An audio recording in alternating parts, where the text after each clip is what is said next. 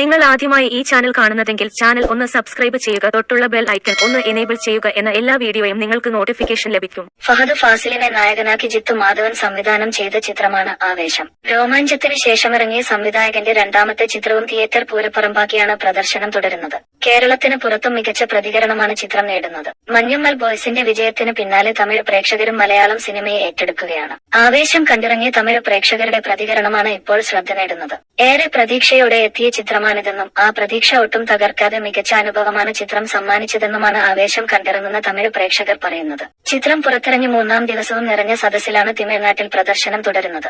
ആവേശം ഫഹദ് ഫാസിലിന്റെ വെറിത്തനം എന്നാണ് പ്രേക്ഷകർ ഒരേ സ്വരത്തിൽ പറയുന്നത്. വിക്രം, സൂപ്പർ ഡീലക്സ് തുടങ്ങിയ ചിത്രങ്ങളിലൂടെ തമിഴ് പ്രേക്ഷകർക്ക് സുപരിചിതനായ നടനാണ് ഫഹദ് ഫാസിൽ. സീരീസ് കഥാപാത്രങ്ങളിൽ നിന്ന് വ്യത്യസ്തനായി കോമഡി ചെയ്യുന്ന ഫഹദിനെ കണ്ട ആവേശത്തിലാണ് ആരാധകർ. രജനീകാന്ത്, അമിതാഭ് ബച്ചൻ എന്നിവർക്കൊപ്പം ഫഹദ് ഫാസിൽ പ്രധാന കഥാപാത്രത്തെ അവതരിപ്പിക്കുന്ന വേട്ടയനും നിർമ്മാണം പൂർത്തിയാകുകയാണ്. വേട്ടയനിൽ ഹ്യൂമറസ് കഥാപാത്രത്തെയാണ് അവതരിപ്പിക്കുന്നതെന്ന് അടുത്തിടെ ഫഹദ് തുറന്നു പറഞ്ഞിരുന്നു.